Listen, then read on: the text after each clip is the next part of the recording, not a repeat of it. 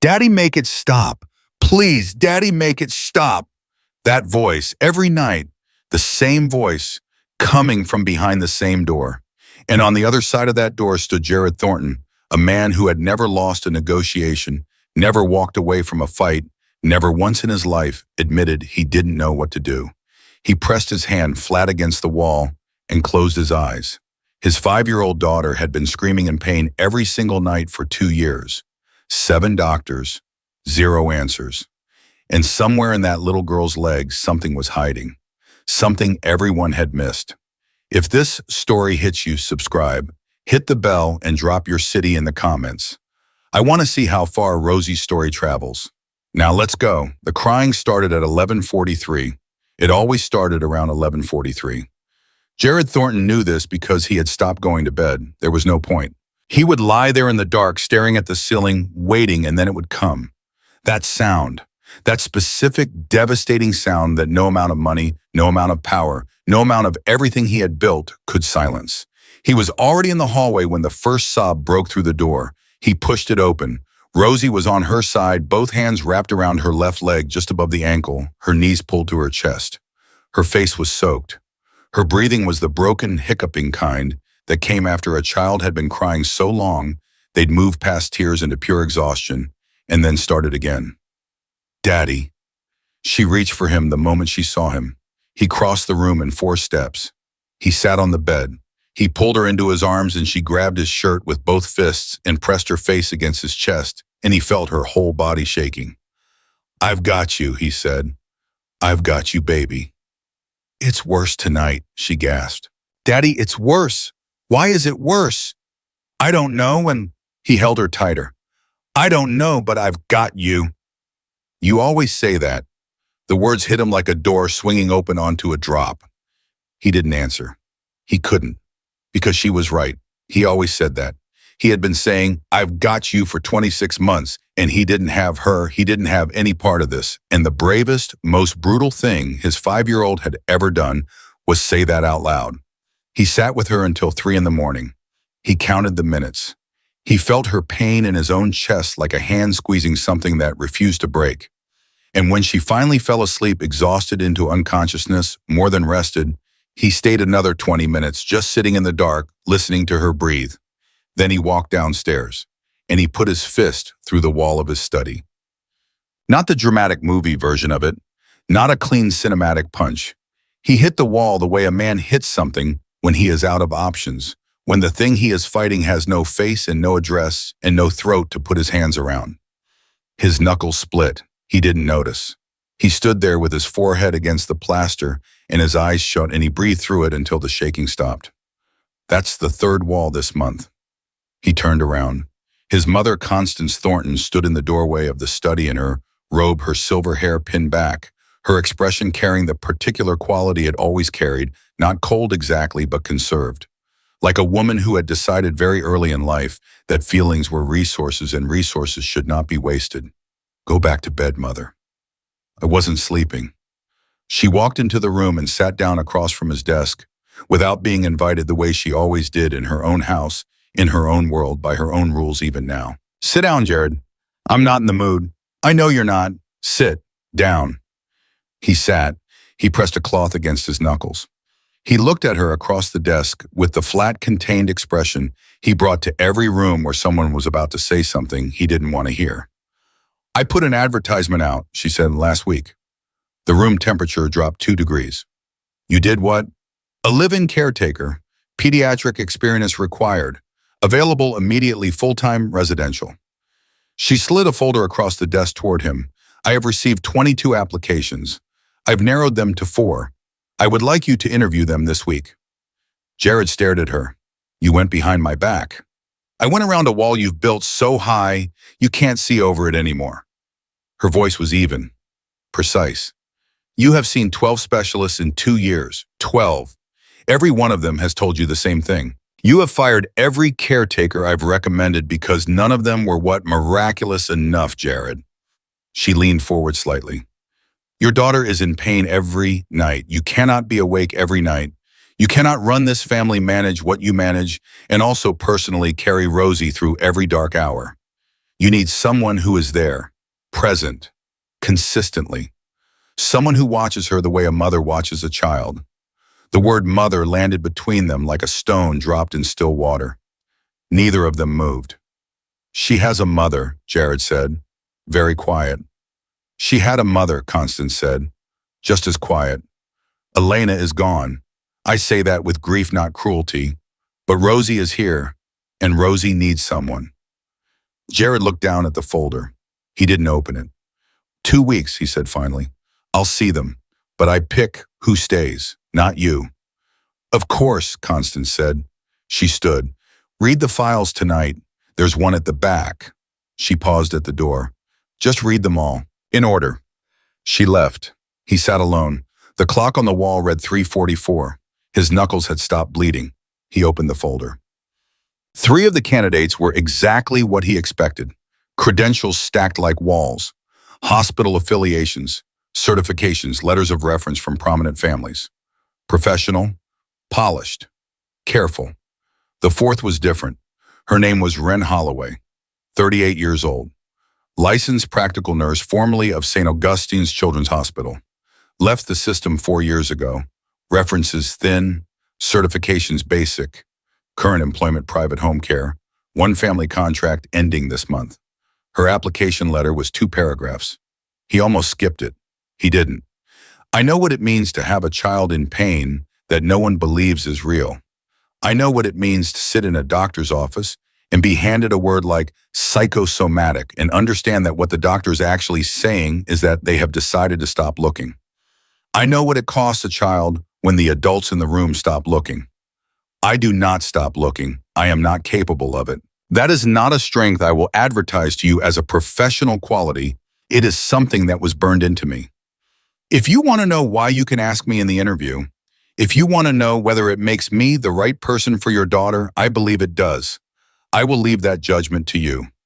Jared read it twice. He set it down. He read it a 3rd time. She arrived 7 minutes early. Wren Holloway was not what he had built in his mind from the letter.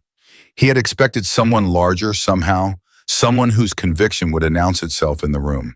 Instead, she was slight, with steady hands, and the kind of stillness that came not from calm, but from a person who had passed through something enormous and come out the other side with all their sharp edges worn smooth. She did not look around the house. She did not comment on it.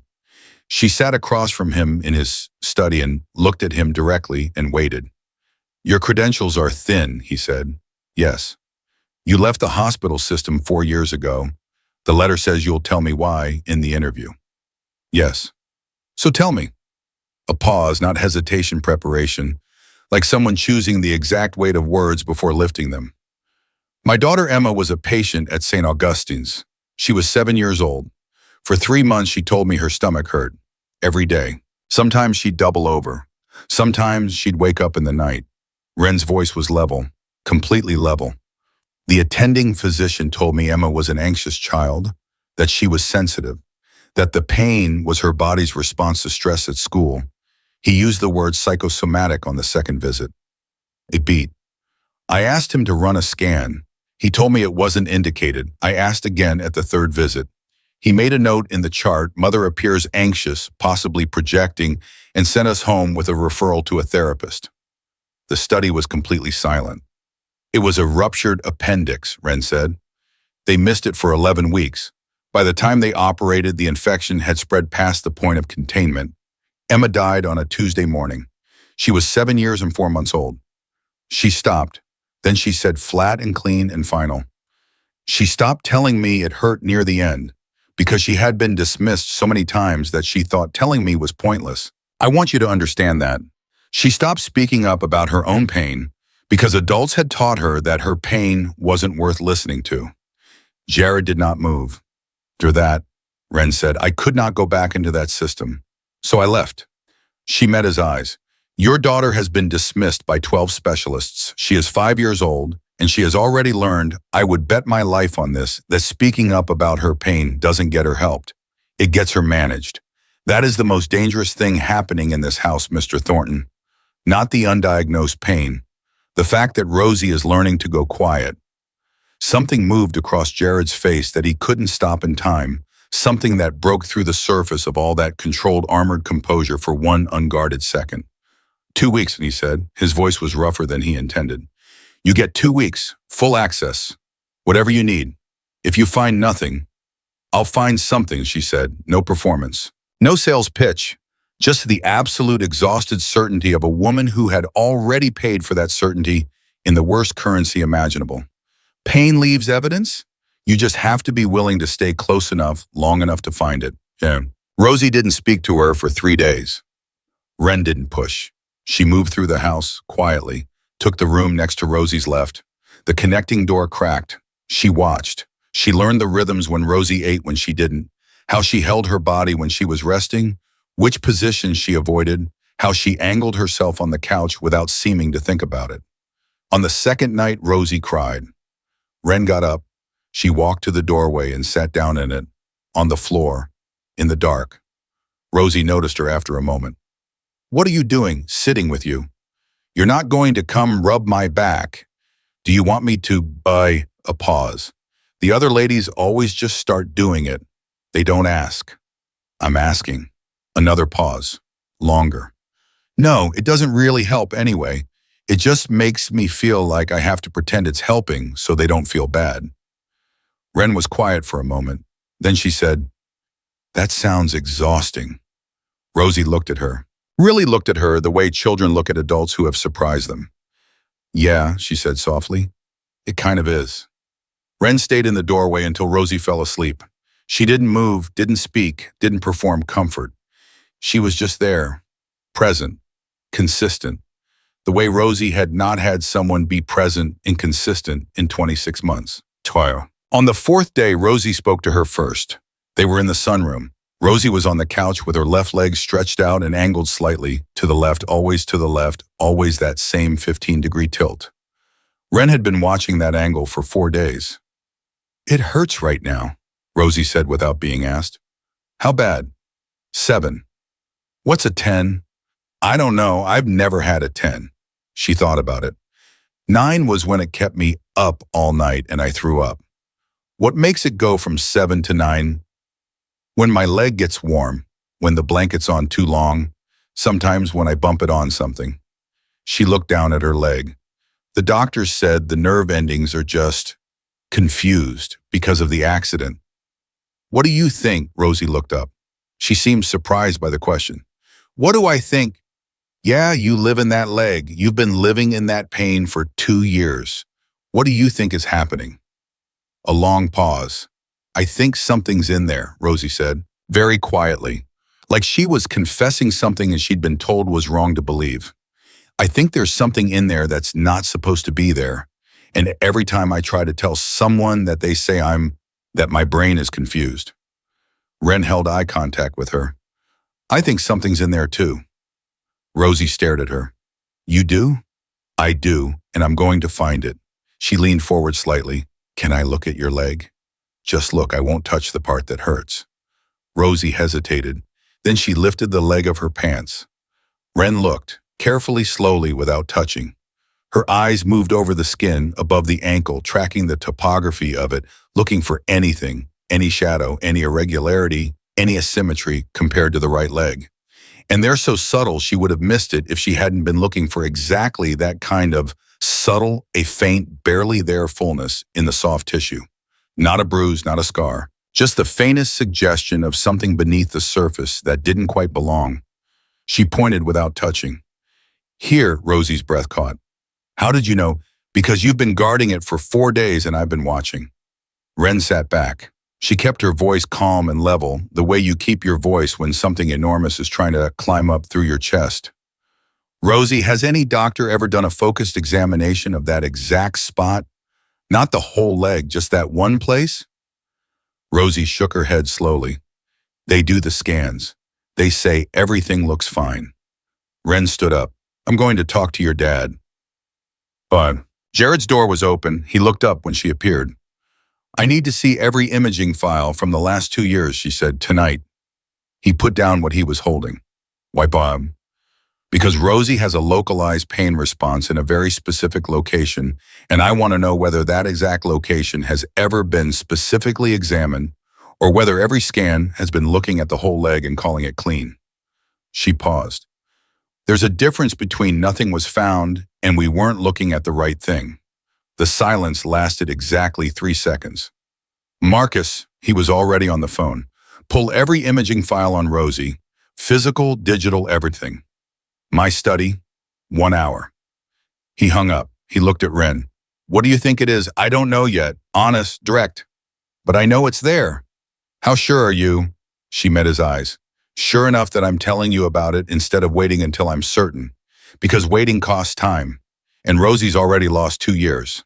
The files arrived in 90 minutes. Ren sat down in front of 15 folders at 9 o'clock at night. She did not look up. At 11, Jared brought coffee. She didn't acknowledge it. Her eyes were moving between 2 documents, one in each hand, tracking something invisible to anyone who didn't know what they were looking for. At 2:17 in the morning, she knocked on his door. She walked in. She placed a single report on his desk. One paragraph near the bottom highlighted with the cap of a pen she'd borrowed from his desk. Read that, she said. He read it. Soft tissue density irregularity noted in subcutaneous layer, left lower extremity, distal aspect, likely artifactual, no further workup indicated. He read it again. What does that mean?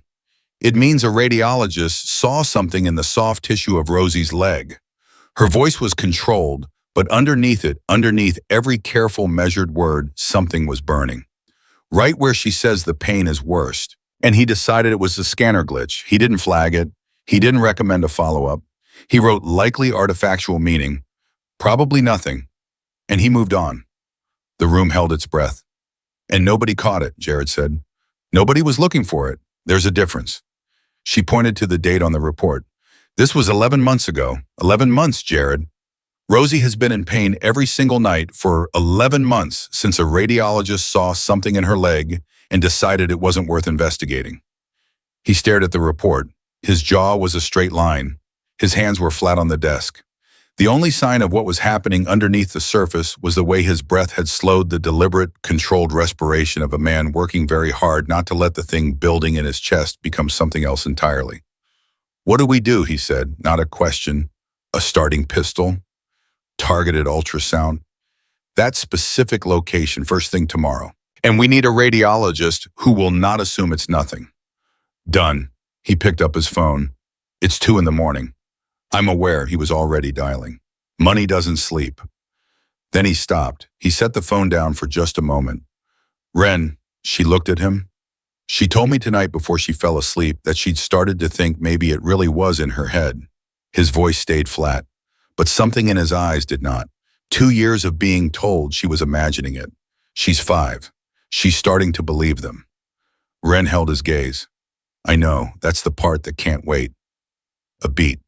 Before the doctors, before the scans tomorrow morning, you go into her room and you tell her that you believe her, not that you're going to fix it, not that everything will be fine, just that you believe her, those words exactly. It matters more than you know.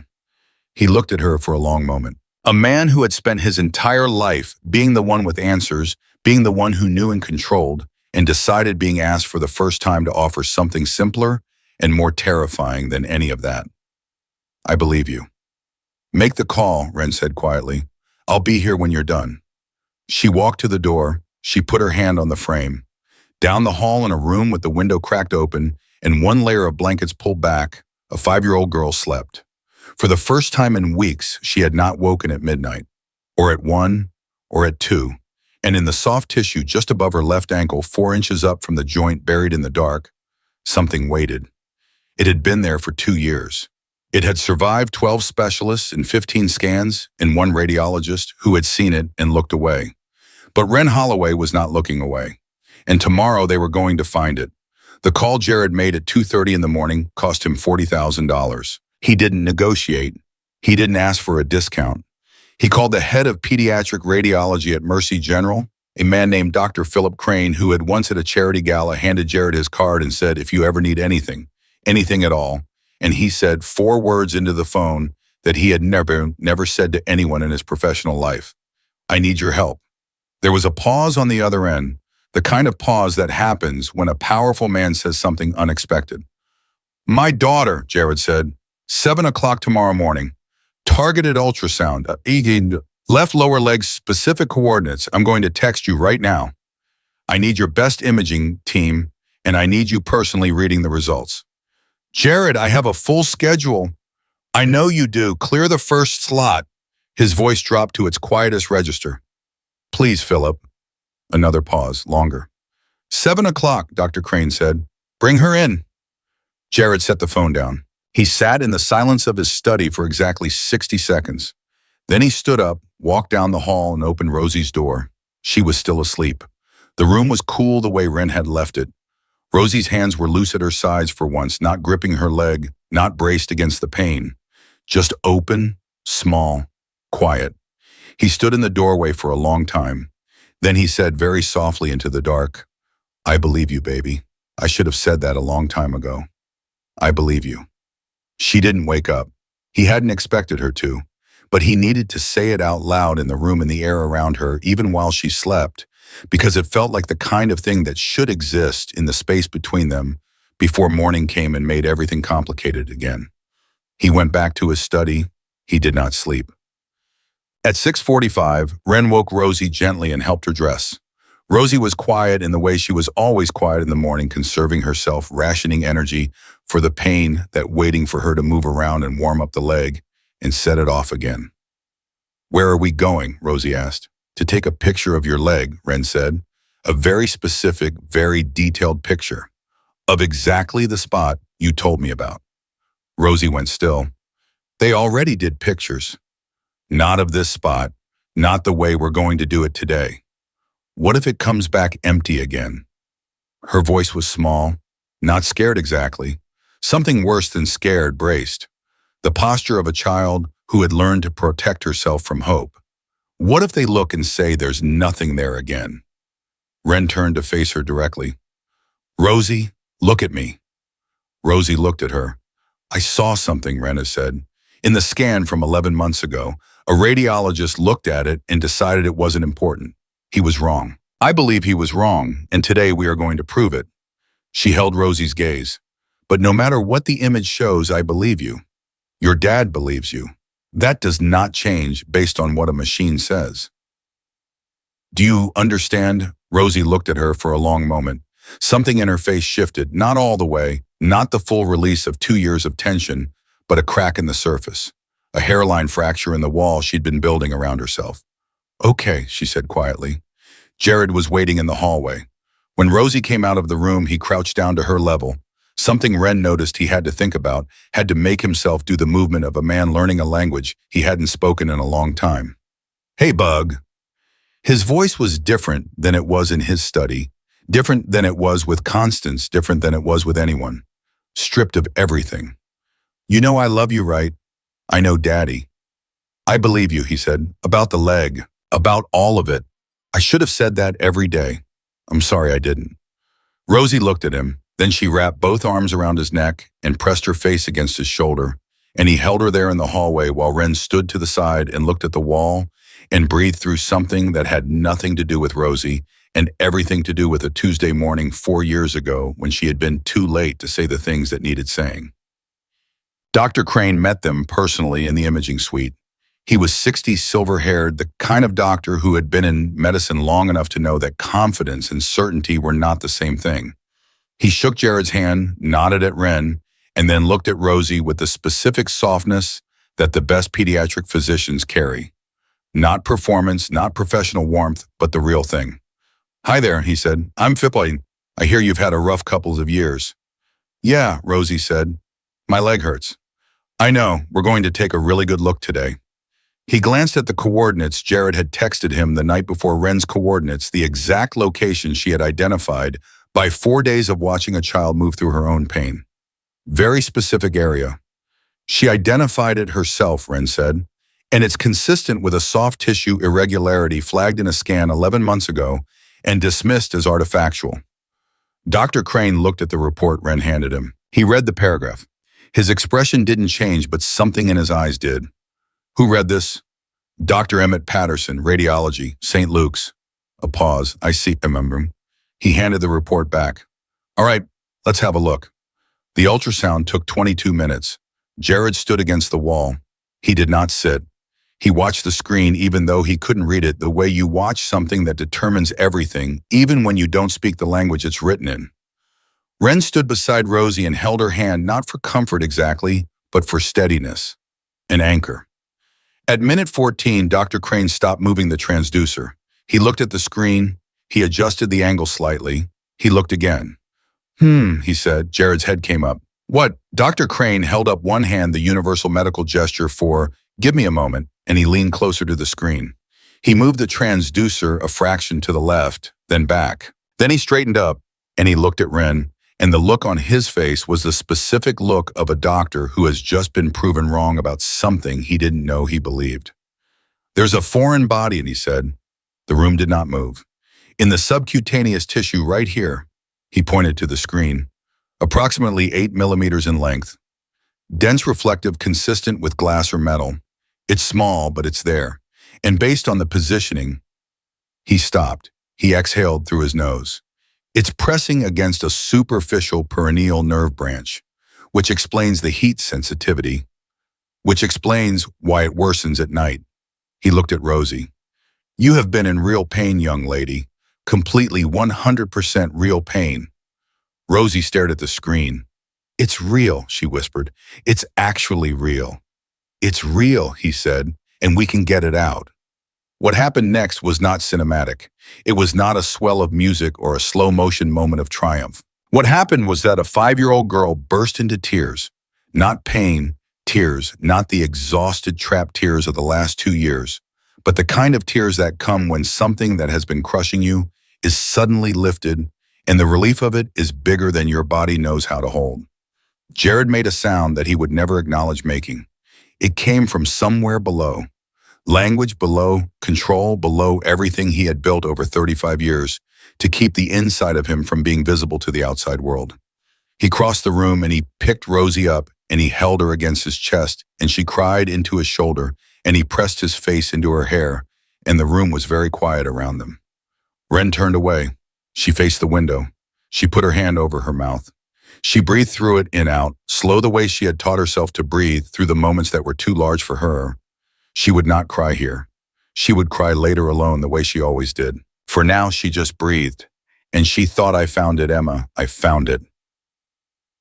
Dr. Crane referred them immediately to the head of pediatric surgery, a woman named Dr. Alicia Marsh, who had the energy of someone who had run on 4 hours of sleep in professional urgency for 30 consecutive years and found it completely sustainable. She reviewed the ultrasound images for 6 minutes. Then she looked up. This is operable, she said, minimally invasive. We go in under local anesthesia, she'll be awake, mildly sedated. Small incision, remove the object close. Recovery is 48 hours, maybe 72. She looked at Rosie. You'll feel the difference immediately when you wake up. The nerve pressure releases the moment the object is removed. Immediately, Jared said. Immediately. She paused. I want to ask, how long has this child been symptomatic? 2 years, Jared said. Dr. Marsh looked at the referral paperwork. She looked at the list of prior physicians. She looked at Jared and something moved across her face that she controlled quickly and professionally. I see. In none of the prior imaging, one radiologist flagged a soft tissue irregularity 11 months ago, Ren said. He called it likely artifactual and closed the case. Dr. Marsh set the papers down. I see, she said again. The 2 words carried a great deal of weight. Well, we can schedule the procedure for Thursday. Tomorrow, Jared said. Mr. Thornton, my surgical schedule is something I will compensate your entire department to rearrange. His voice was quiet, careful, the voice he used when he was not asking. My daughter has been in pain for 2 years because people kept deciding to wait. We are done waiting. Dr. Marsh looked at him. She looked at Rosie, who was sitting in the chair, with her leg angled the way she always angled it, out of habit, now protective habit, built up over 730 days of managing her own pain alone. Tomorrow at 8 a.m., Dr. Marsh said. Be here at 6:30 for prep. They drove home in a silence that was entirely different from the silence they had driven in that morning. Rosie fell asleep in the back seat within 10 minutes, her head against Ren's shoulder. her breathing the slow, loose kind that meant her body had finally temporarily put down something heavy. Jared watched them in the rearview mirror. "How did you know?" he said quietly so he wouldn't wake Rosie. Ren looked up.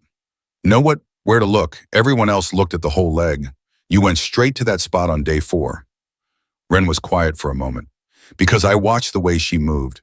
Not what she said, not what the charts said. The way she held her leg when she sat the angle she always chose, the way she'd shift if the fabric touched a certain spot. Pain teaches people to protect things without realizing they're doing it." She looked down at Rosie. "Emma used to hold her stomach in the same way. Just slightly. Just the way you don't notice unless you were looking for it." Jared was quiet. "I wasn't looking at Rosie's leg," Ren said. "I was looking at what Rosie's body had learned to work around. That's where the thing is, always. Not where the pain is loudest, where the person has gone quietest." The car moved through the city. Outside the windows, the morning was happening. People going places, doing ordinary things, living lives that did not contain this specific weight. "I owe you an apology," Jared said. Ren looked at him in the mirror. "For what?" "The interview. I gave you 2 weeks." A pause. "As if you were on probation. As if I was doing you a favor." His jaw shifted. "You came into this house and in 4 days you did what 12 specialists and 2 years of money couldn't do. That..." He stopped, looked back at the road. "That should have been met differently." "You were protecting her," Ren said simply. "You were protecting yourself. People in grief do that." She looked out the window. "I wasn't offended? That doesn't mean I was right." "No," she agreed. "It doesn't." They drove in silence for a while. Rosie made a small yawn in her sleep and shifted closer to Ren, her small fist clutching the fabric of Ren's sleeve without waking. "She does that," Jared said softly, watching the mirror. "She used to do that with Elena, grab on in her sleep." Ren looked down at the little fist. She did not move. She let Rosie hold on. Constance was waiting when they got home. She was standing in the front hallway, which was unusual. Constance did not stand in hallways and wait. Constance waited in rooms and expected people to come to her. The fact that she was standing told Ren everything she needed to know about what the night had cost the older woman. She looked at Jared. "Well, there's a foreign body in her leg," Jared said. "Glass or metal pressing on a nerve. Surgery tomorrow morning." The silence that followed was not empty. It was full of 2 years of "I told you so" that Constance did not say, full of the particular devastation of a grandmother who had watched her granddaughter suffer and had been powerless in a different way than Jared had been powerless, but powerless all the same. Constance's hand came up. She pressed it flat against her collarbone. She looked at Rosie, who was awake now, blinking in the doorway. "Come here," Constance said. Rosie walked to her. Constance knelt, and it clearly cost her the kneel physically, and she put both hands on Rosie's face. "They found it," she said. Her voice had something in it Ren had not heard before. "They found what was hurting you." "Ren found it," Rosie said. "Ren knew where to look." Constance looked up. Her eyes found Ren across the hallway. It was a long look, complicated, layered, the look of a woman who was recalibrating something she hadn't known needed recalibrating. She said nothing, but the look said it. That night was the strangest night the house had yet produced. Nobody slept well, but nobody was woken by crying either. Rosie was in bed early and the pain was what it always was, real, present, A7, but something about knowing it had a name, knowing it had an answer, knowing that tomorrow it would be addressed, changed the quality of the suffering. It was still pain, but it was no longer mystery. And mystery, Ren had learned, was the cruelest part, the part that made you doubt yourself, the part that turned suffering into shame. She sat in the doorway again, like the second night, on the floor. Rosie looked at her from the bed. "Ren was, yeah. Do you think it'll stop after tomorrow, like completely stop?" "Dr. Marsh thinks so, I think so. And then I can run again, like before." Ren heard the question underneath the question, the one that wasn't about running, that was about before. About the version of Rosie that existed before the accident, before the pain, before 2 years of being told she was imagining something that was real and present and lodged in her leg like a secret her own body had been keeping. "Yeah, baby," Ren said. "You'll run again." Rosie was quiet for a moment. "Ren?" Do you have kids? The question arrived like a stone through a window. Clean, sudden, leaving a precise hole. I did, Ren said. She kept her voice even. I had a daughter. Her name was Emma. Where is she? She's not here anymore. She got sick. Rosie processed this with the straightforward gravity of a child who had already learned that not everything had a happy answer. I'm sorry, she said. Me too. Is that why you're so good at taking care of me? Because you learned from Emma. Ren put her head back against the door frame. She looked at the ceiling. She breathed. Yeah, she said. I think that's part of it. She'd probably be happy, Rosie said. Emma, that you're helping me. The thing that had been building in Ren's chest since the ultrasound room, since the moment Dr. Crane said foreign body, and the whole world rearranged itself, broke open quietly in the dark, in the doorway between her room and Rosie's. She breathed through it. She pressed the back of her hand to her mouth for just a moment. Then she said, yeah, I think she would be. At 6:15 the next morning, before the car arrived, before the surgical prep, before any of it, something happened that none of them planned. Jared came downstairs and found Ren in the kitchen making tea and Rosie sitting at the kitchen island eating toast, swinging her legs the way children swing their legs when they are simply themselves without performance, without pain management. She's been up since 5, Ren said quietly to Jared as he poured coffee. Nervous? She says no. I think she's ready. Rosie looked up at them both from her toast. She looked at her father, then at Ren, then back at her father. The expression on her face was the expression of a child assembling something, putting pieces together that she had been collecting separately and only now was beginning to see as a single picture. Are you guys going to be friends? She asked. After my leg is better. Jared glanced at Ren. Ren looked at her tea. We're already friends, Ren said. Good, Rosie said. She went back to her toast. Because I want you to stay. I decided. She said it the way 5-year-olds say things that are obvious without room for argument, without awareness, that the adults around them might have complicated feelings about it, that need time and conversation, and the kind of careful navigation that adults perform around decisions that children have already made with perfect clarity. Jared looked at Ren looked at Rosie. Neither of them said anything. But the question was, in the room now, real specific with weight and shape and consequences. Not the question of whether Ren would stay for the surgery. The other question, the one that Rosie had just put on the table in the most direct possible way, the way only a child can without apology and without complexity. What happens after the thing that brought you here is resolved? What do you become to each other, man? Jared set his coffee down. He looked out the window. Outside, the car was pulling up to the front of the house. The morning was gray and cool, and the city was waking up with the particular indifference of a city that did not know that inside this kitchen, something was shifting. We should go, he said. We should go, Ren agreed. Rosie slid off the stool.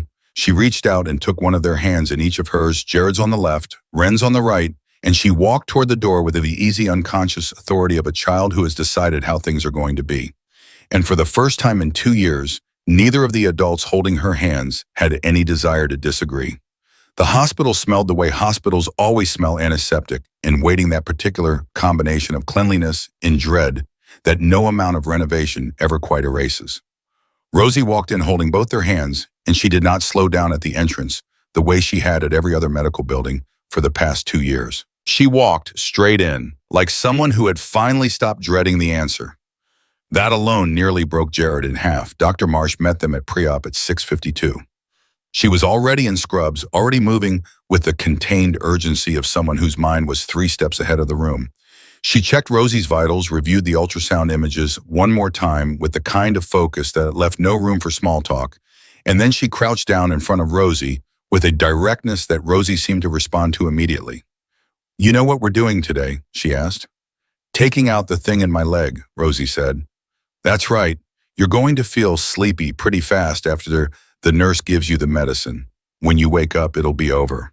And she paused and her clinical precision softened just slightly around the edges.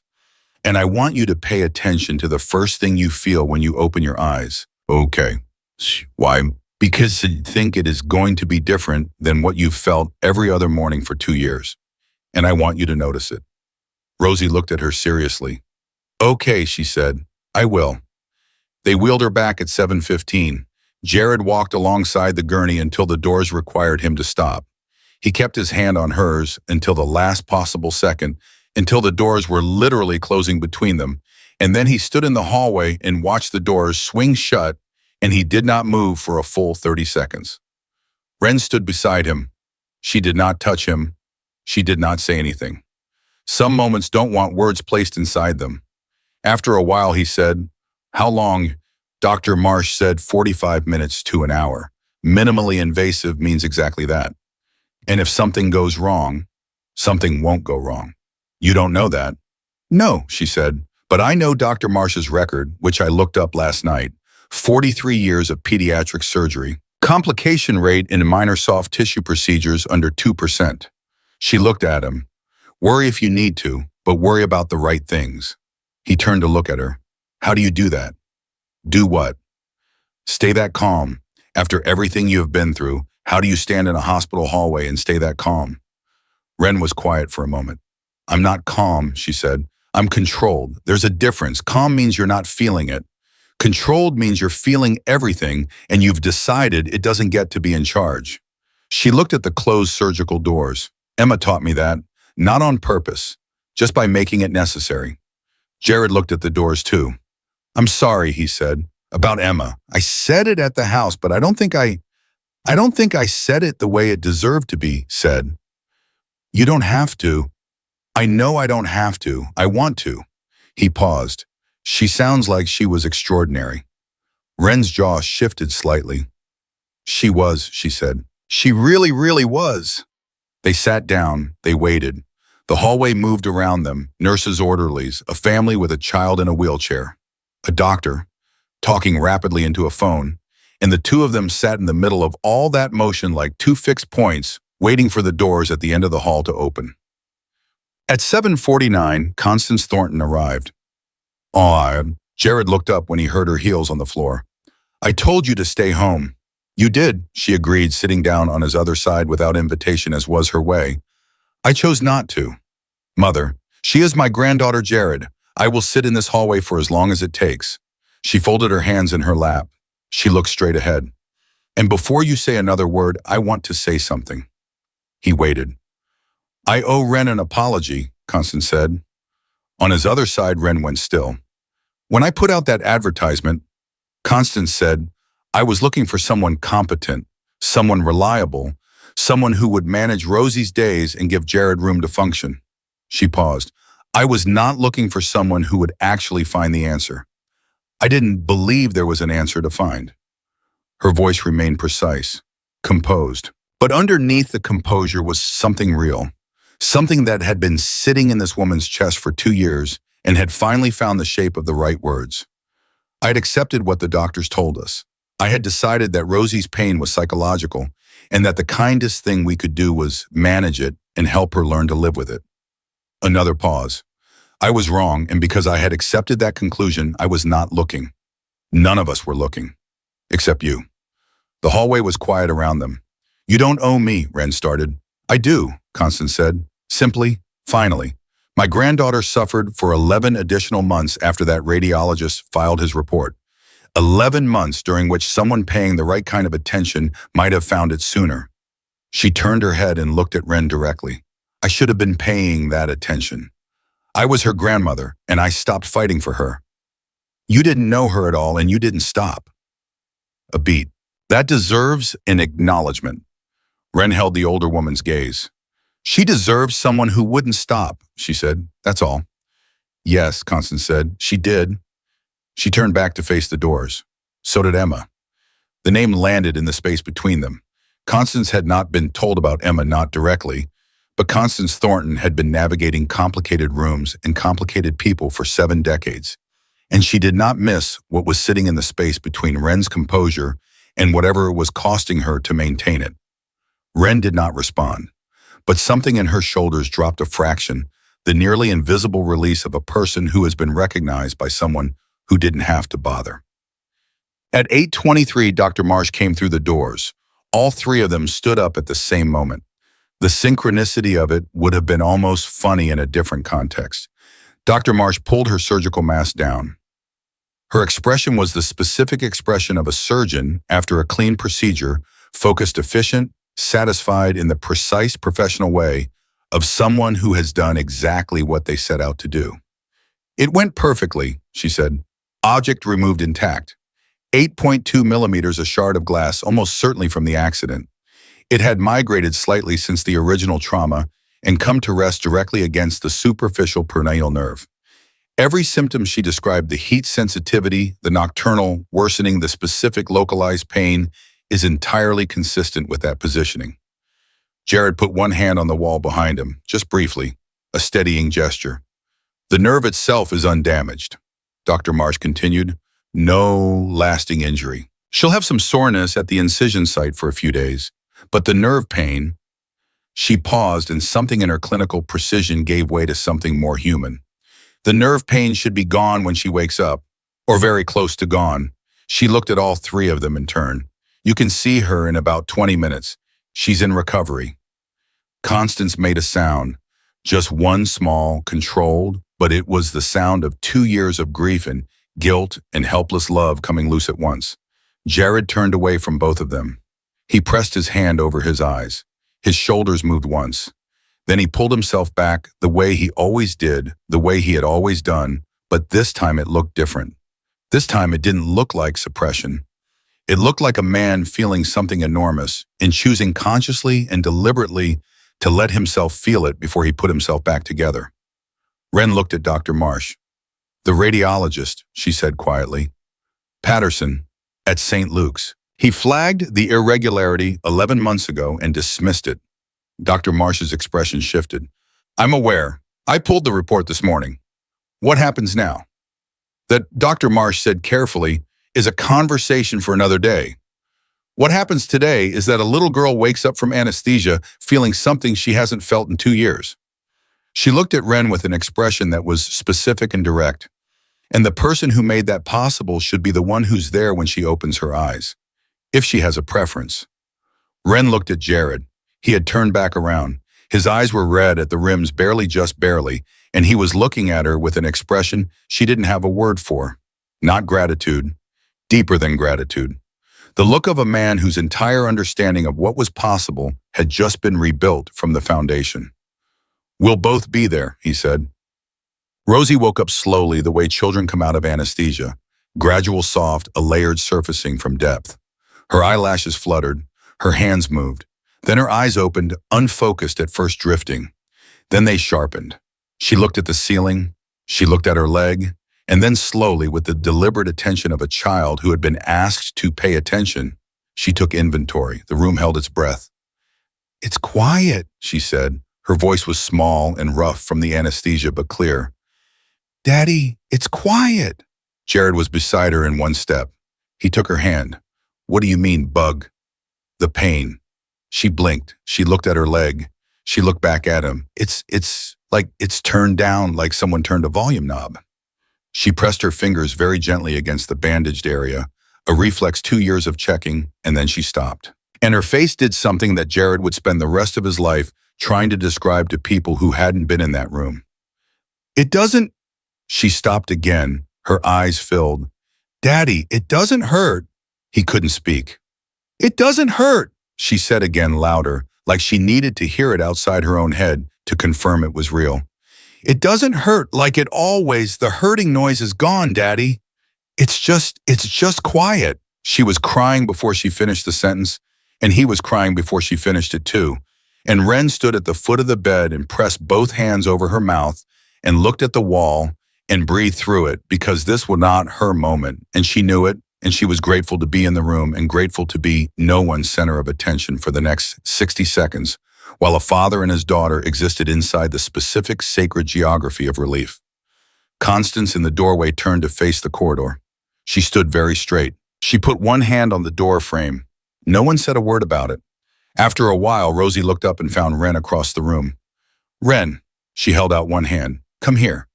Wren came. She took the small hand. She sat on the edge of the bed. You said you'd find it, Rosie said.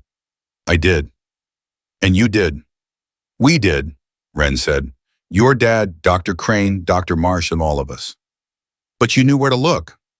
Rosie studied her face with that unsettling clarity children sometimes have the ability to see straight through to the thing you're trying to keep in the right compartment. Are you sad right now? Ren blinked. What? You look sad, even though this is happy. Ren looked at her. She thought about deflecting.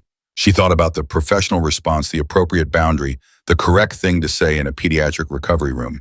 And then she thought about Emma, who had stopped saying things because adults kept redirecting, and she decided to just tell the truth. I'm happy, she said, and I'm a little sad, both at the same time, because this is what I couldn't do for Emma, and I'm really, really glad I got to do it for you. But sometimes when you're glad about something, it reminds you of what you're sad about. And both things can be true. Rosie considered this seriously. That makes sense, she said. I feel like that about Mommy sometimes. Like, oh, I'll be happy about something, and then I think Mommy would have liked this. And then I feel bye, but also still happy. Exactly like that, Ren said. Rosie nodded. Then she laid her head back on the pillow and closed her eyes. I'm really tired, she murmured, but it's the good kind of tired, not the hurting tired. Within 3 minutes, she was asleep again. Real sleep unguarded, the loose sleep of someone whose body had just stopped fighting. They were in the hallway when Jared's phone rang. He looked at the screen. His expression changed, not dramatically, not the way it changed around Rosie, but in the specific coded way of a man whose two lives had just made contact with each other. He showed Ren the screen without quite knowing why. The name on it was Marcus. I have to take this, he said. Go, oh, she said. He stepped around the corner. She heard his voice drop immediately, that particular register that controlled measured quiet that she recognized now as his other self. The one that existed in the world outside this hospital, outside Rosie's room, outside the version of himself he was still cautiously learning to be. She stood in the hallway and she thought about what Rosie had said. Both things can be true. She thought about how long it had taken her 4 years, one burned-down career, more dark 3 a.m. mornings than she could count to understand something a 5-year-old had just articulated without effort. Constance appeared beside her. The older woman stood quietly for a moment, watching the corner where Jared had disappeared. He's going to struggle, Constance said, with what comes next. Ren looked at her. What do you mean? He has built everything on control, on knowing, on being the one with the answer. She paused.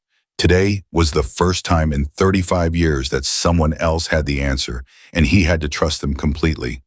That's not a comfortable place for Jared. She glanced at Ren. But it was good for him. Necessary, like a joint that's been fused in the wrong position, painful to reset, but the alternative is worse. He did trust me, Ren said. He didn't have to. He did. I know. Constance was quiet for a moment. He trusted you faster than I expected. She let that sit for a moment. That is also not typical for him. Ren said nothing.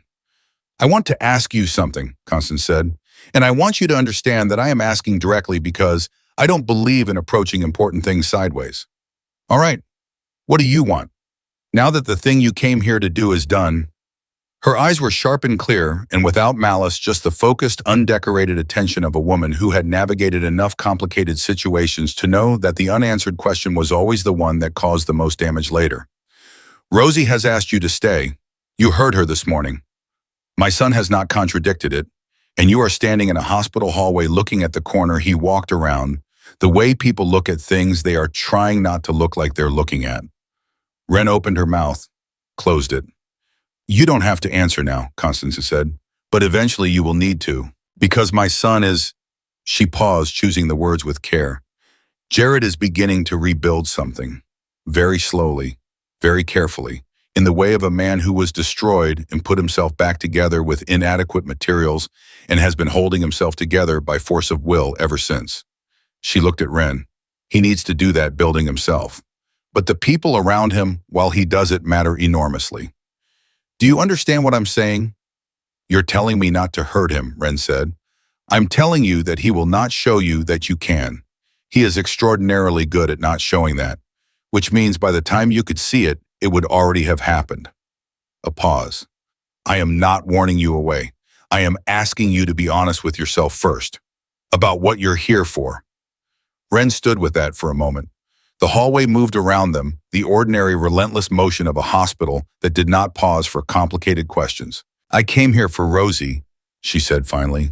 That's still true. And now, before Ren could answer, Jared came back around the corner. He was sliding his phone into his pocket, and his face was the closed, smooth face of the man who negotiated and decided and controlled. And then he looked up and saw Rosie's room, and it opened again just slightly, the way it did now, the way it had been doing incrementally for 4 days.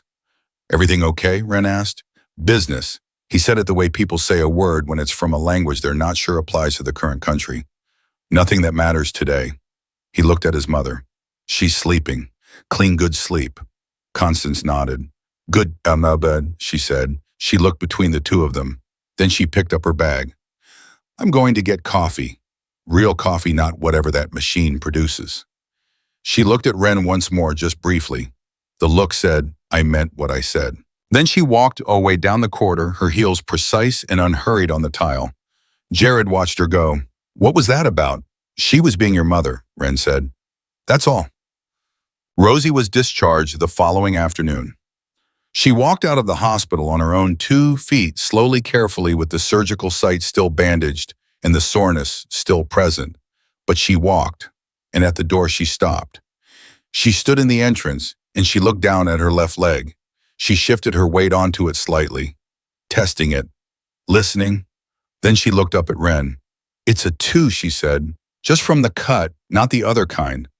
2 is good, Ren said. 2 is amazing, Rosie said. And she walked through the door. That was the moment, not the ultrasound, not the surgery, not the recovery room. That was the moment that Ren would carry this small girl walking through a door announcing a 2, calling it amazing, already knowing the difference between the pain that meant something was wrong and the pain that meant something was healing. She knew the difference. Nobody had taught her. She had learned it herself the hard way over 700 days. And now she was applying it with the matter-of-fact competence of someone who had been through the fire and come out the other side with a map. Rosie Thornton was 5 years old. She was already braver than most people Ren had ever met. The first night home was quiet in a way the house had not been quiet in 2 years. No crying at 11:43. No small voice calling through the dark. No footsteps in the hallway. No light under the door. No sound of a father pressing his hand against the plaster of a wall and breathing through something that had no outlet. Just quiet. The real kind. Jared sat in his study at midnight. He did not have his phone. He did not have the files Marcus had sent. He sat at his desk and he did nothing. And for a man whose entire existence was built on motion and control and the forward pressure of decision, the nothing was very nearly overwhelming. There was a knock at the door. It's me, Ren said. I saw the light. Come in. She came in. She sat across from him in the same chair she'd sat in for the interview less than 2 weeks ago. 2 weeks. He could not locate 2 weeks on any map of his own life that made sense. It felt like it should be longer, like the distance between who he had been that morning in the interview and who he was sitting in this chair now should have taken years to cross. She slept through, Ren said. I checked at 11. At midnight. She's out completely. I know. He had checked too. They had passed each other in the hallway at 11:30 and neither of them had said anything. Just nodded, just continued, 2 people on the same watch. How are you? She asked. He looked at her. People asked him that question all the time. An associates contacts the occasional person who wanted something from him. He always had an answer ready. Fine. Good. Moving forward. The answer that closed the question and redirected the conversation. This time he didn't have it ready. This time she had asked before he could find it. I don't know, he said, which was honest. Possibly the most honest thing he'd said in 2 years that wasn't about Rosie. I feel like I've been running. For 26 months just running. Specialist research, money pressure, always the next thing, always the next possibility, because stopping meant he stopped. Meant feeling it, Ren said. Yeah, he looked at his hands on the desk. And tonight she slept. And there's nothing to run toward. And I'm sitting here and I don't know what to do with that. You don't have to do anything with it, Ren said. That's the point of it. That's what it's supposed to feel like. It feels like falling. It is a little, but it's the kind of falling that ends. I promise you. She paused. Grief does this. You hold it at arm's length as long as the emergency is running. And the moment the emergency ends, it comes for you. Because now you have room. He looked at her. You went through this. I went through this, she confirmed. After Emma, for weeks I functioned perfectly. I planned the service. I handled the paperwork. I went through her room, all of it. And then one morning I woke up and there was nothing to handle and I lay in bed for 4 hours because I genuinely could not find a reason to get up. She paused. And then I did get up. And the next morning I got up a little faster. And so on. How long does it take? She thought about it honestly. It doesn't have an endpoint exactly. It just redistributes. It goes from being the whole weight to being a weight you know how to carry. She looked at him. But it gets lighter. I can tell you that from the other side. It genuinely gets lighter. Jared was quiet for a moment. Then he said, Rosie asked me today if we could plant something in the garden. For Elena. A tree, she said. She wants a tree. Ren let the image settle.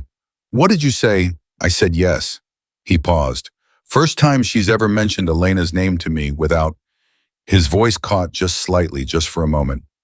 She's been protecting me. 5 years old in pain every night, and she's been protecting me from her own grief about her mother. He shook his head. That should not have been her job. No, Ren said gently. It shouldn't, but she's not doing it anymore. That's what today did. It didn't just take out the glass. It gave her enough ground under her feet to stop managing everyone else's feelings and start having her own. He looked at her across the desk. How do you know these things? I paid attention to the wrong person for 7 years, she said. The institution, the credentials, the official answer. After Emma, I started paying attention to different things. She paused. People, what they actually do, what their bodies say when their boys say something else, what they protect and what they let show. What does my body say, he asked. It was a real question, not a challenge, not a deflection, just genuine. Ren studied him for a moment. The desk between them, the late hour, the house that was for the first time sleeping. It says you're tired, she said, all the way down. The kind of tired that sleep doesn't fix, the kind that only time and permission fixes. She paused. And it says you're a better man than you've had the opportunity to be for a long time. The silence between them was different from the silences earlier in the week. Earlier, the silences had been the product of two people being careful around each other, measuring distance, taking inventory, deciding how much of themselves was safe to extend. This silence was different. This one had something in it that was less like caution and more like the moment before you make a decision you have already made without quite knowing it. Jared was the one who broke it. Rosie wants you to stay. I know. I want you to stay. He said it without the armor on it. No preface, no qualification. Just the fact placed on the desk between them like something that had been in his pocket for a while and was finally heavy enough to set down.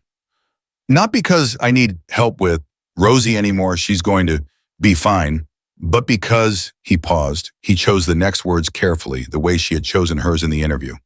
Because this house is better with you in it, and because I think I am too. Ren looked at him across the desk. She thought about what Constance had said in the hospital hallway.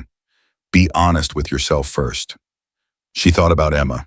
She thought about 4 years of moving through the world carrying the weight of a Tuesday morning and arriving improbably here at this desk in this house, in this specific conversation with this specific man. She thought about how grief worked, how it distributed, how it got lighter, how sometimes the thing that lightened it was not time alone, but the arrival of something new that asked you to carry it instead. Okay, she said, just that, quietly, without performance. The same energy she had brought to every honest thing she'd said since she walked through his door. Okay, he said back, and in the room next to where they sat in a bed with the window cracked open just enough to cool the air, Rosie Thornton slept the long, unbothered sleep of a child whose body had finally gone quiet. The pain was gone. The house was still. And outside, unnoticed by either of them, the first pale edge of morning was beginning to show. 3 days after the surgery, Rosie walked to the window by herself, not shuffled, not the careful, compensating half-step she had developed over 2 years of managing her own weight around a pain she'd learned to map like a minefield. She walked upright, loose, the unconscious ease of a child who has forgotten to be careful because the thing that required carefulness is gone. Jared watched her from the doorway and did not say a word. He just watched. The way you watch something you were afraid you would never see again. Ren came up beside him. She looked at Rosie at the window. She said nothing either. There were moments that did not need narration, and they were both by now good enough at reading each other to know which ones those were. Physical therapy starts Monday, Ren said after a while, quiet. I know, Dr. Marsh's office called this morning. He paused. She also said something else. Ren looked at him. Patterson, he said. The name landed flat and deliberate. The radiologist. Dr. Marsh filed a formal report with the hospital board. 11 months of documented pain that could have been addressed. She used the words failure of clinical diligence. His record is under review. Ren was very still. When did she tell you this? This morning, she called me directly. He watched Rosie reach out and press her palm flat against the window glass, just feeling it. I told her I wasn't interested in pursuing it legally. Not right now. He felt Ren look at him. Rosie doesn't need that energy in this house. Not yet. Maybe not ever. He paused. But the report stands. The record stands. The next child he looks at, if he keeps his license, will have that in the file. That matters, Ren said. It's the only part I can control. He looked at his daughter at the window. The rest of it, the 2 years, the 11 months, I can't get that back. Spending the next 2 years in a courtroom doesn't get it back either. He exhaled. So, Ren nodded slowly. She understood the architecture of that decision, the discipline it took to choose the future over the fight. She had made a version of that choice herself after Emma, had stood at the edge of a lawsuit that her lawyer said she would win, and looked at the other side of it, 2 years of depositions, of reliving Tuesdays of her grief being turned into a legal document, and had stepped back, had chosen to leave and do something different instead. Different, it turned out, had led her here. Daddy, Rosie had turned from the window. Can we do the tree today? Jared glanced at Ren. Ren gave him the small nod that had become their shorthand for she's ready, you're ready, go. Yeah, Bug, he said. We can do the tree today. They planted it in this back garden, a dogwood white flowering, chosen by Rosie, after 20 minutes of deliberation at the nursery during which she rejected 4 trees on grounds that were entirely her own. Too tall, too ordinary, too sad-looking. The dogwood, she declared, looked like it was already celebrating something. Jared dug the hole himself. He had sent the groundskeeper away when the man appeared with a shovel, and something about the directness of it, the refusal to delegate this particular labor, made Ren look away for a moment and find something to do with her hands. Rosie stood beside the hole and held the sapling by its thin trunk and talked to it. Ren heard fragments, you're going to live here now. This is a good yard, there are birds, the complete sincerity of a 5-year-old who saw no reason to perform dignity in front of a tree. When the hole was ready, Jared took the sapling from Rosie and set it in. Then he stepped back and looked at his daughter. You want to put the dirt in together, Rosie said. So they knelt together in the dirt. Jared in the dark slacks he hadn't bothered to change out of, Rosie with her bandaged leg angled carefully, both of them pushing soil around the base of the tree with their bare hands. Ren stood behind them. She had her hand over her mouth again, that gesture she made when something was too large and she was looking at the sky and breathing through it. Mommy would have liked this, Rosie said. She would have, Jared said. She loved the garden. Do you think she can see it?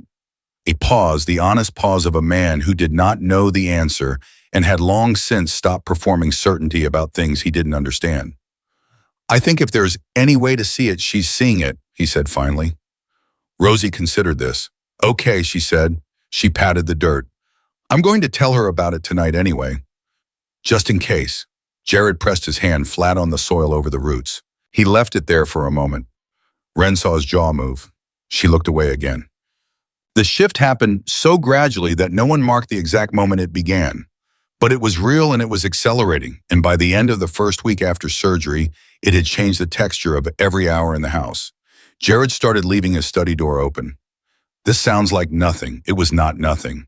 For 2 years, the study door had been closed by default, the physical boundary between the world he controlled and the world that was defeating him.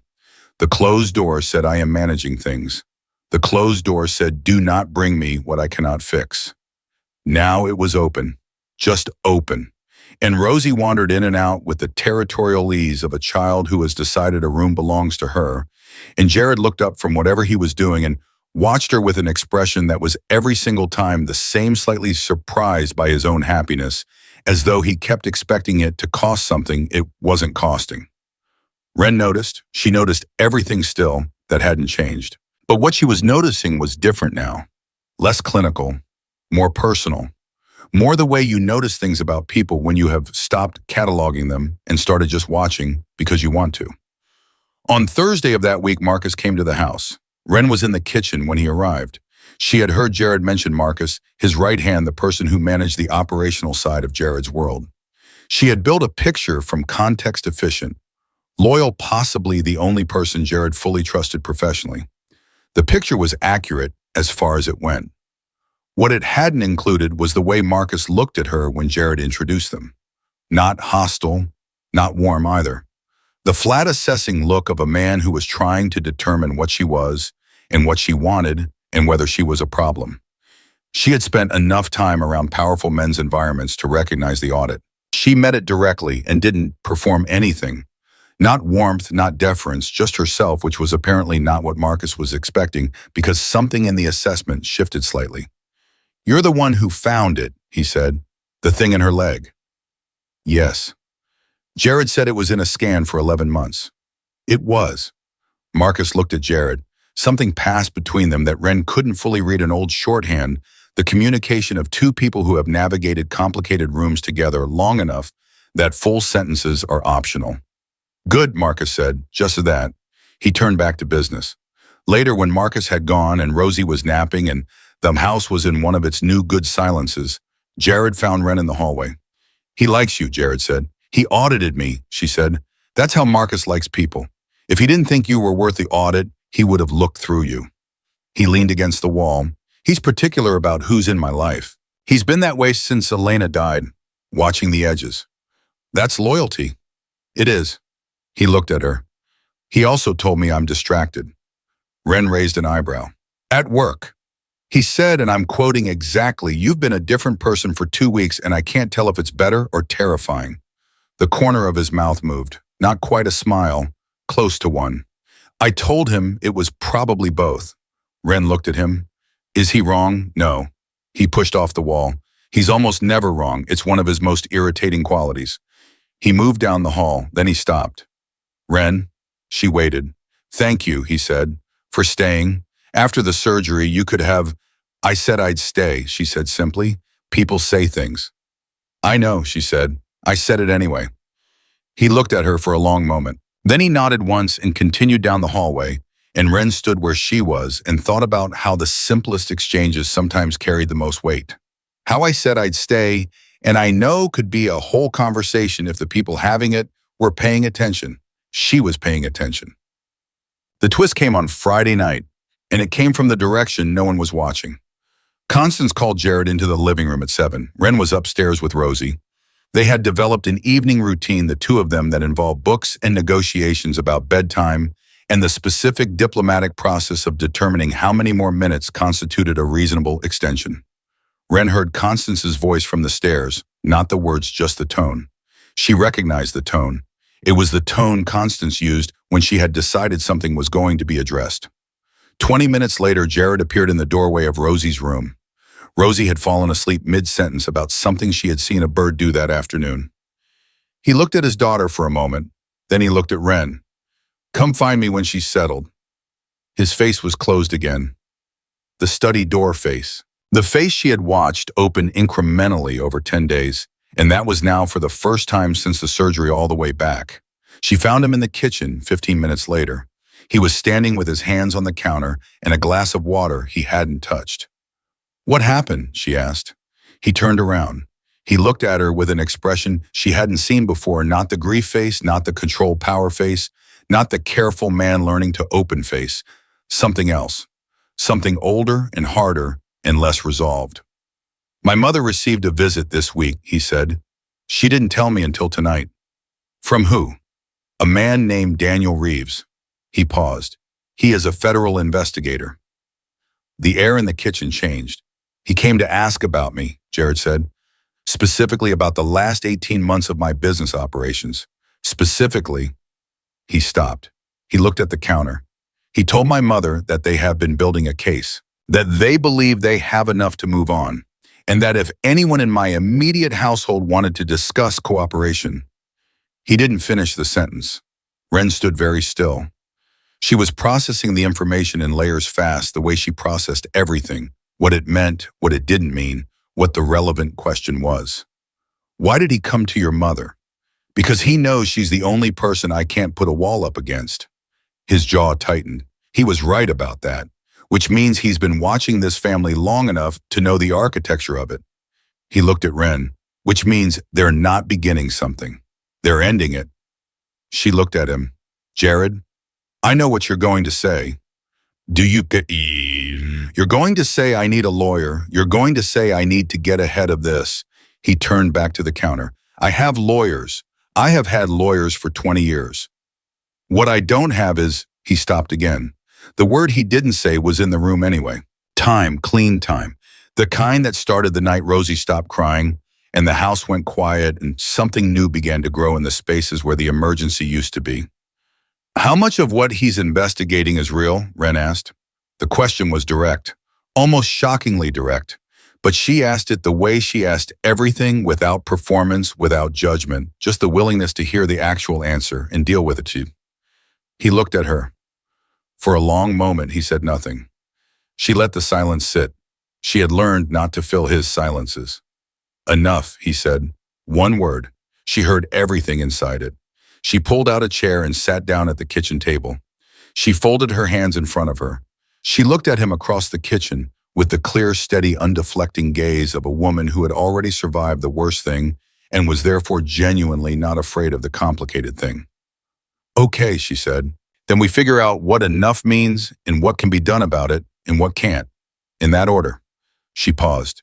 But not tonight. Tonight you go back in that living room and you have an honest conversation with your mother, not the managed version, the honest one. She took a visit from a federal investigator without panicking and without telling you for 3 days, which means she is stronger than you've been giving her credit for, and she deserves the real conversation.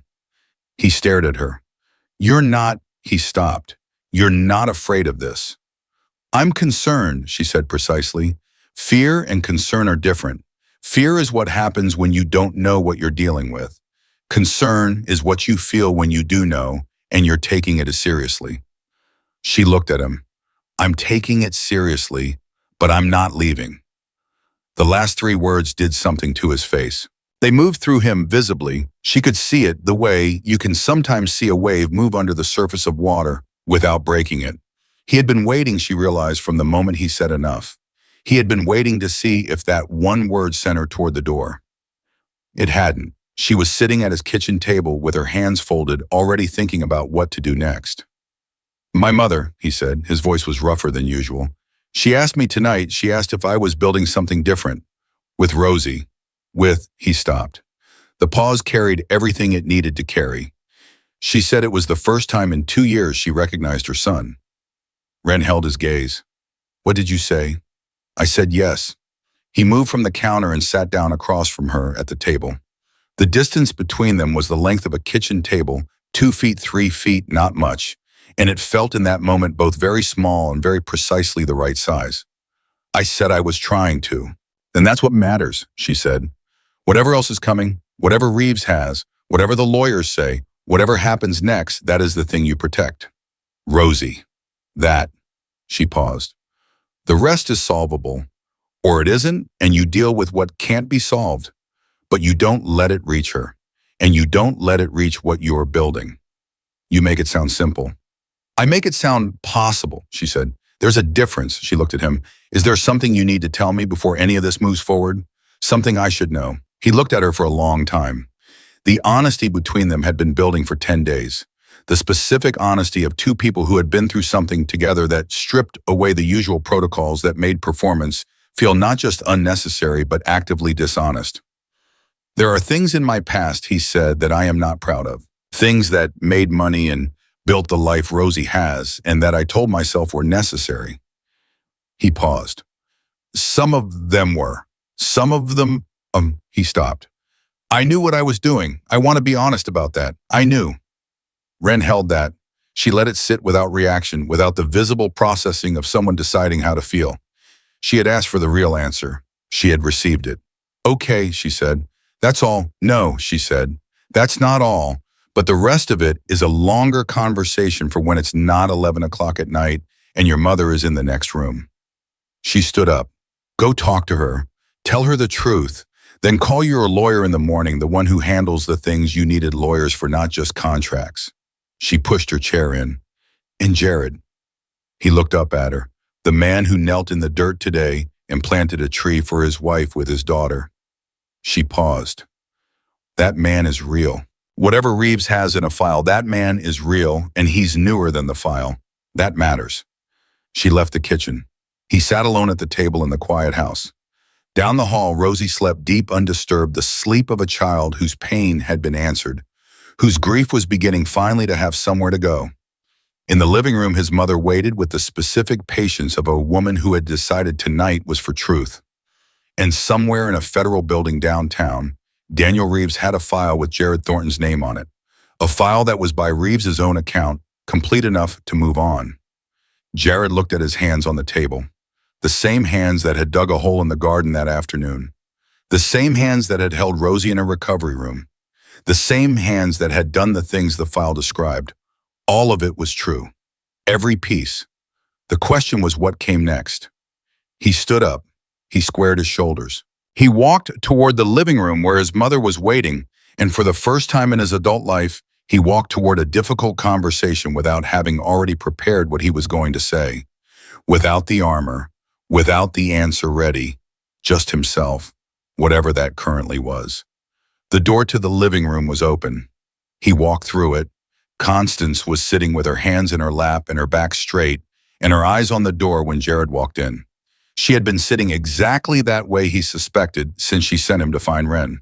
Waiting without fidgeting was one of her oldest skills. She had learned it in rooms far more dangerous than this one. He sat down across from her. He did not start talking immediately. For once in his life, he let the silence be what it was, not a power tool, not a negotiation posture, just the honest quiet between two people who had been performing strength at each other for 35 years and were tonight too tired to keep the performance running. How much did he tell you? Jared asked.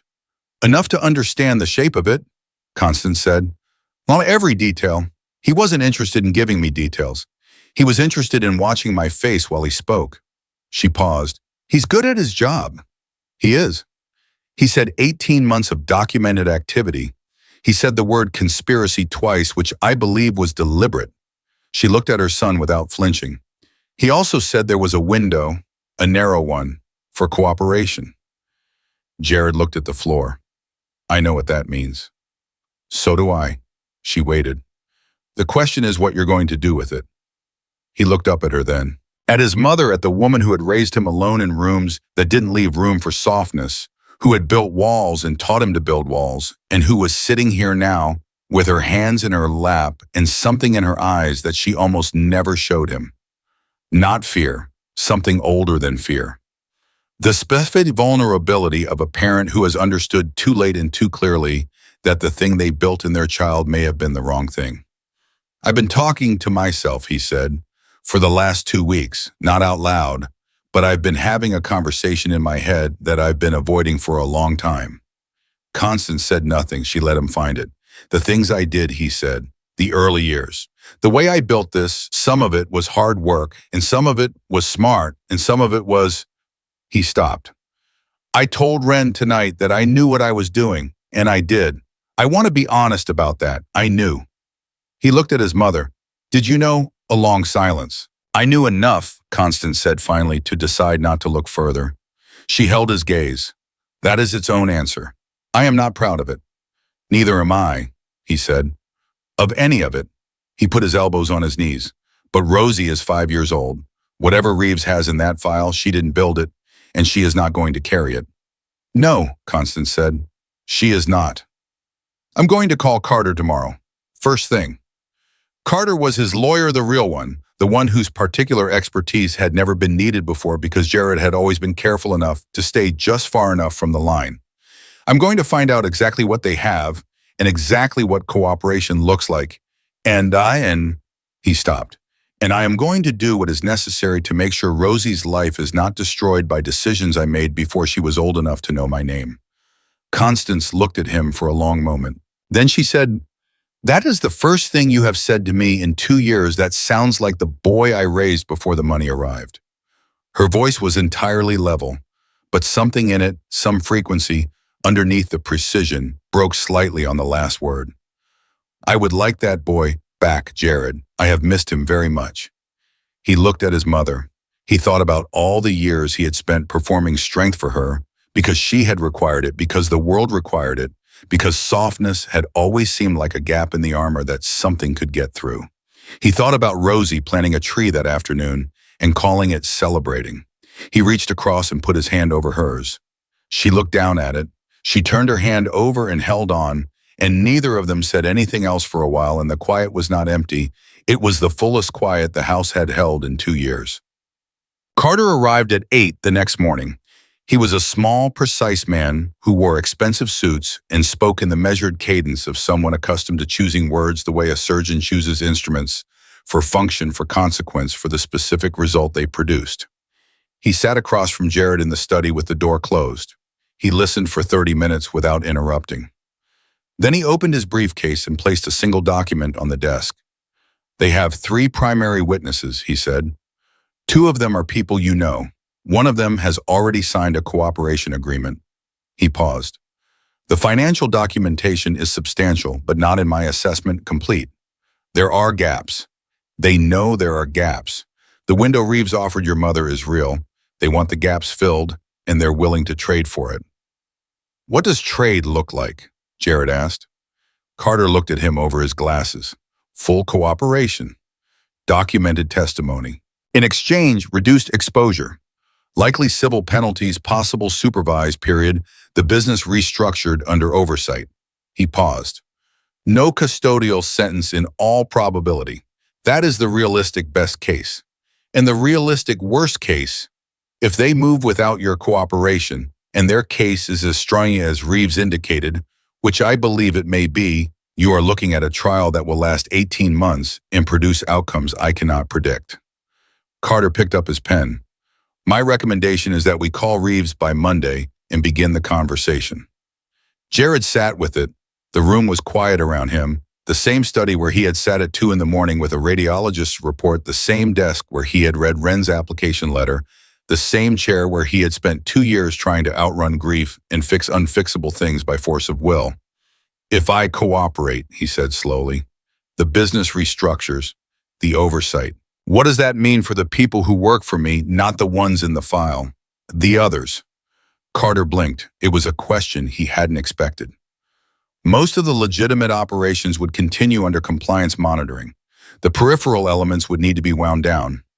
Carefully. How many people are we talking about who lose something?" "Jared, I'm asking." Carter looked at him differently than he had at the start of the meeting. "That depends on how the wind down is structured.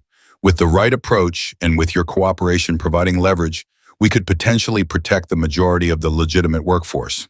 He paused. "That would require you to be considerably more forthcoming than you have been in our previous, I know, Jared said. "I'm aware of what it requires." He looked at the document on the desk. "Start the conversation with Reeves. Monday morning, and Carter." He looked up. "I want Rosie protected. Financially, structurally, whatever trusts, whatever instruments you need to build. She is not touched by any of this. That is the first condition. Not negotiable." "Understood," Carter said. He made a note. He almost said something else, then decided against it, which Jared noticed and appreciated. There were moments when a lawyer's silence was the most useful thing they could offer. He told Wren that afternoon. Not the broad strokes, she already had those. The specifics.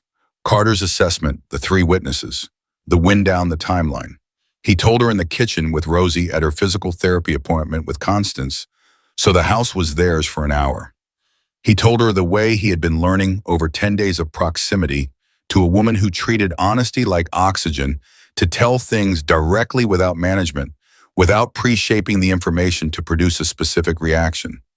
She listened. She asked 3 questions, all of them precise, all of them the questions he would have asked in her position. Then she was quiet for a moment. How do you feel? She said. Honestly? Always. Lighter, he said, and then because that seemed incomplete and terrified, but the kind of terrified that feels like it's pointed in the right direction for once. She nodded slowly. That's what accountability feels like at the beginning. Before you've done enough of it to trust the feeling.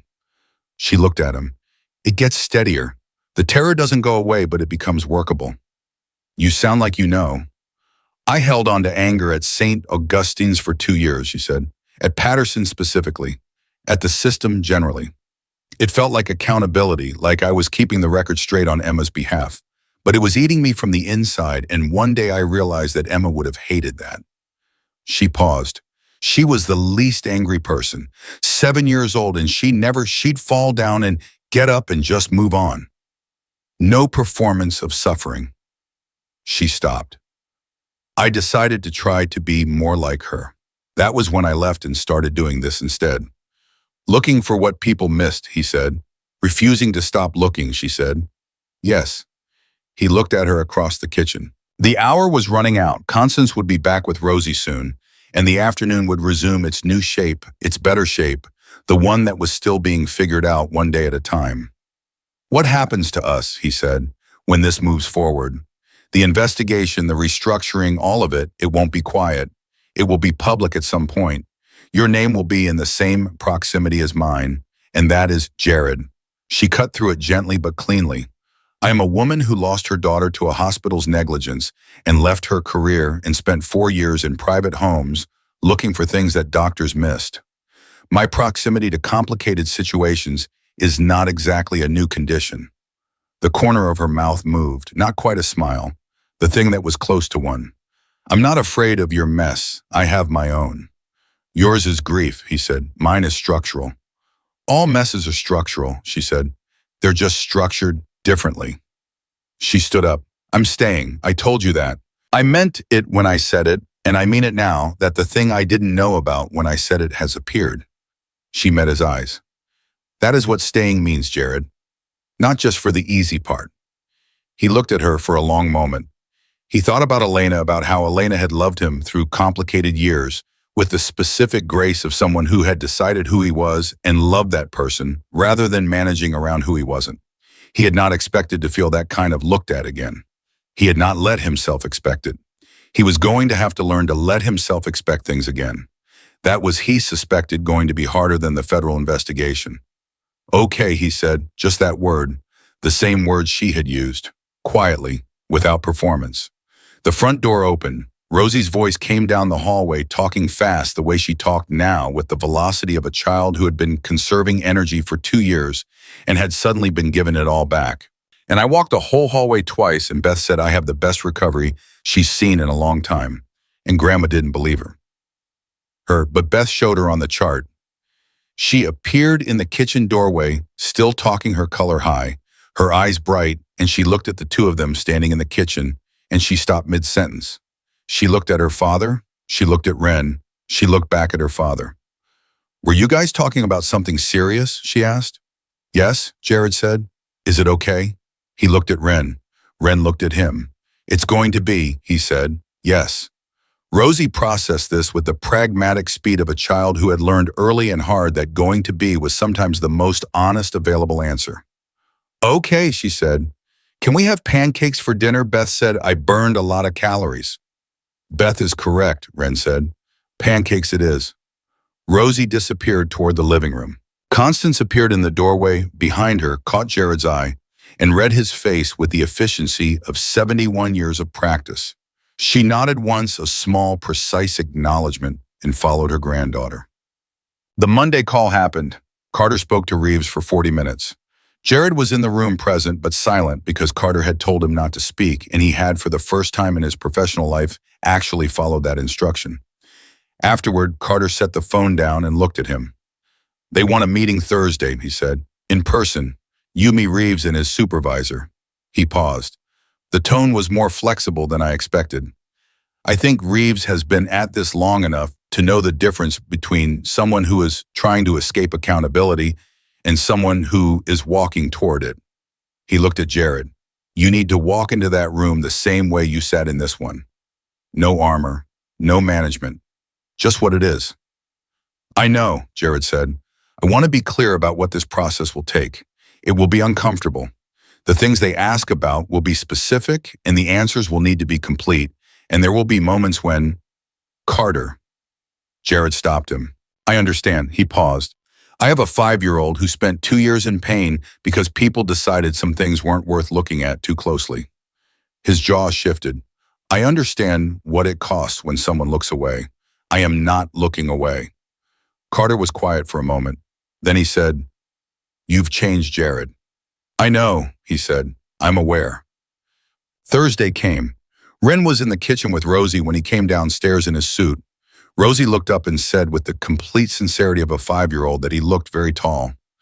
Ren looked at him and said nothing, but the look said what the look had been saying for 2 weeks now, the particular, specific, undecorated look of one person to another. That means I see you. All of it. Go.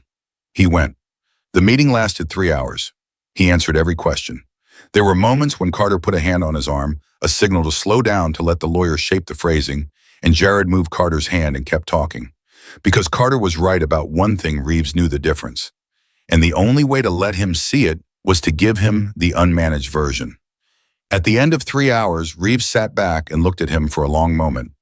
You understand this process has no guarantees, he said. I understand. And you're proceeding on the basis that it's right, Jared said. That's the only basis I have that's worth anything anymore. Reeves looked at him. He was a man who had been doing this work for a long time, who had sat across from powerful men and listened to them negotiate and manage and perform remorse with the precision of people who had rehearsed it. He looked at Jared Thornton at the straight back and the open hands and the complete absence of the performance, and he made a note on the pad in front of him. Thursday of next week, he said, we'll begin the formal documentation. He was home by 6. Rosie heard the door and came running, actually running, for the first time with the full unself-conscious velocity of a healthy child, her feet loud on the floor, and she hit him at mid-thigh level and grabbed his jacket with both hands and looked up at him. How did it go? She asked. She didn't know what the meeting was for, only that it was important. He had told her it was important. She had taken that seriously in the way she took serious things seriously now, with the mature gravity of a child who had already learned that some things deserve the weight you gave them. It went well, he said. He picked her up. She was heavier than she had been 2 weeks ago already the weight of a child, eating properly and sleeping fully and moving freely through her days. We're going to be okay, Bug. I know, she said, like it was obvious, like she had known before he did. Ren was in the hallway. She was leaning against the wall with her arms crossed, and her expression was the contained one. The one he had learned meant she was feeling something larger than the surface showed. She looked at him. He looked back. Okay, she said. Okay, he said. Rosie from his arms looked between them. You guys do that thing again, she said. What thing? Jared said. The talking without talking thing. She considered it. Emma's mom does that too. She stopped. She looked at Ren with the sudden, careful concern of a child who has said something she wasn't sure about. Is that okay? That I said that? Byron unfolded her arms. She walked forward and put her hand on Rosie's back, on the tall to warm back of a child who was a biome and healing, and running down hallways and asking the right questions. Yes, she said. Her voice was steady. Her eyes were not entirely dry. Mom, that's more than okay. Good, Rosie said, satisfied. Because I think she'd like you. She looked at Ren very directly. She'd think you were brave. The hallway held that for a moment. Jared felt Ren's hand against Rosie's back, just barely touching his arm too at the edge. He didn't move. Neither did she. Constance appeared from the kitchen with the timing that suggested she had been waiting just out of sight for exactly the right moment to not appear to be waiting. Dinner is ready, she said. All of you, now. Rosie wiggled to be put down. She ran toward the kitchen. Constance followed. And Jared stood in the hallway for just a moment with Ren before the ordinary machinery of the evening pulled them both forward. Thank you, he said, for everything the word carried, For the 4 days and the report and the ultrasound and the surgery and the kitchen table at 2 in the morning and the Monday call and the Thursday meeting and the staying, most of all the staying. Ren looked at him.